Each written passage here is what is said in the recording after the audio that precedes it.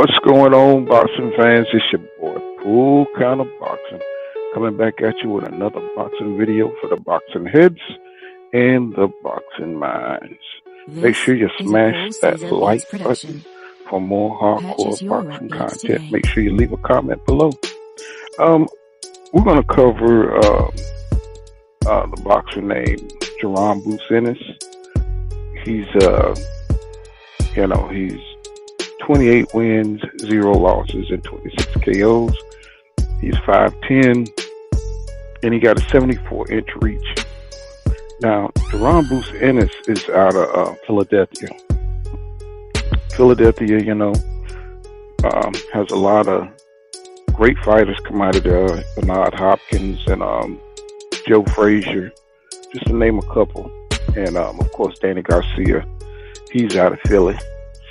And those guys they all have one thing in common. They're all tough dudes, you know what I'm saying?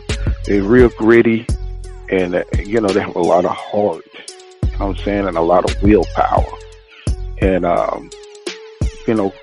for Jaron Boots Ennis to come out of that kind of that area, that tells you that he's going to be tough to beat, and when you look at him fight, he passes the eye test, you know what I'm saying? And he just blows away the eye test, you know what I'm saying? Because his hand speed, you know what I'm saying, his reflexes, and, it just reminds you of a superior athlete and boxer named Roy Jones Jr., and who had those same kind of skills. But Jaron, he's at a lighter weight. He's talking about challenging anybody from 147 to 154. He's called out Errol Spence Jr. And he also said a lot of things about Terence Crawford, that he's smarter. He can do everything Crawford can do. He can do it better. And so, he's starting to come into his own with the confidence, starting to calling out the champions at 147. But I was mostly impressed with the way he knocked out Thomas Delorme. Right? Thomas Delorme was a solid fighter. That's a common opponent he has with Terence Crawford. And Terence Crawford, also got rid of Delorme, but not in the fashion that Jaron Boots Ennis did in round number 1. And, he kind of slapped him with a right hook and then punched him in the face.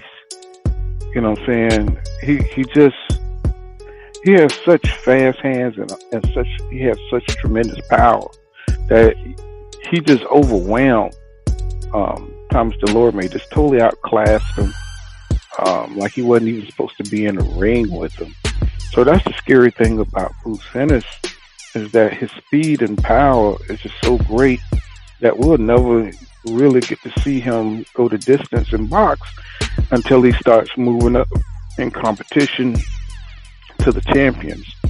And I think he has such athletic gifts, that he might be able to even deal with Errol Spence Jr. and Terence Crawford, and possibly even beat him.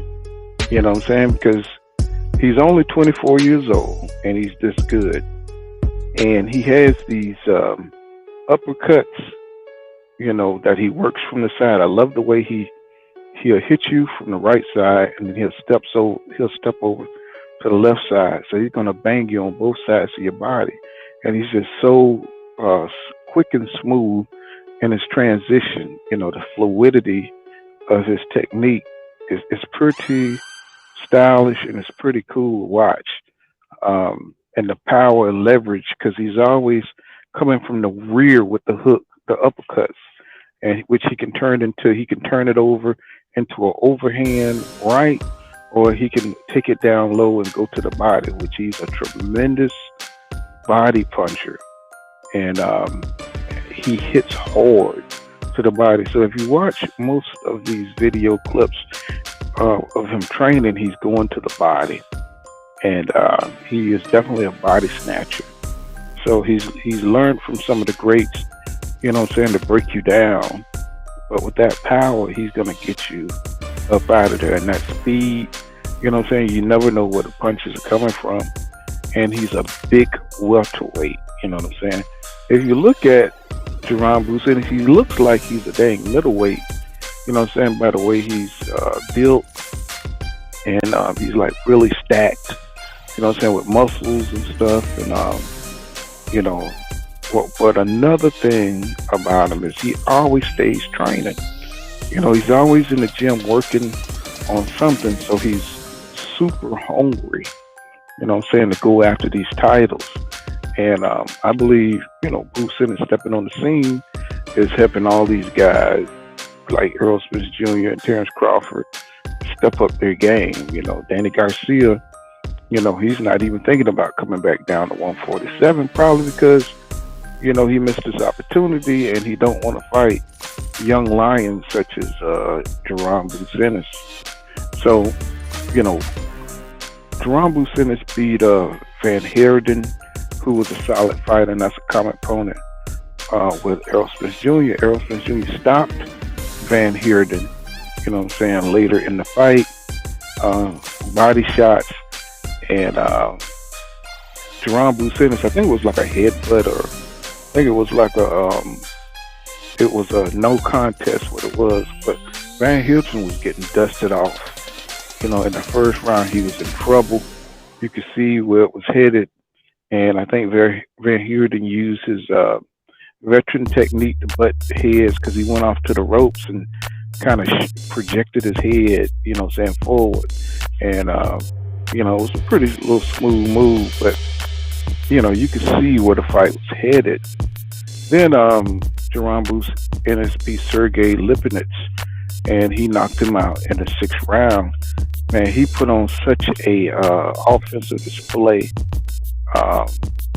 just destroying Lipinets to the body. He made him look like a kid in there. And that was just fascinating to see him break down Lipinets, who is a tough competitor.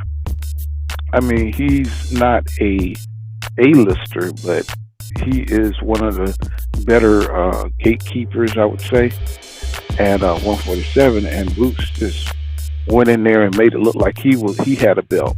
Made it look like he was a champion. I mean, he broke him down to the body, catching him with jabs, catching him with overhand rights and combinations. He hit Lipinets with the kitchen sink, and it was just awesome to watch him work. And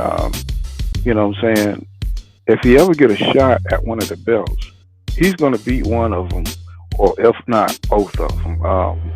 Errol Spence Jr. and Terence Crawford. If they give him a shot, that's a dangerous fight. Virgil Ortiz, he already knows what the deal is. The team knows what the deal is. They're not gonna allow Virgil Ortiz to ruin his career, because Boots Ennis is just too talented. He got too many gifts. He's too athletic, and he's just too hungry right now. So, they're gonna have to wait for that kid to slow down. And he mentioned, that he wants a title shot right now. He's moved up in the IBF to number 3, and I think he's like number 5 in the WBO, and I think he's like number 8 in the WBC, and he's number 5 in the WBA. So he's moving on up the ladder, and these guys, he's forcing them, to fight, because they have nowhere else to go unless they want to face him. And, I think he's the future. He's going to be a champion, or if not unified champion at welterweight. I'm calling it right now. But I don't want this video to go too long, but that's all I got. This has been Full Count Boxing. Make sure you smash that like button and subscribe to my channel. Thank you for watching my videos. And remember, y'all, law don't go around here, law dog. Get savvy. See you in the next one.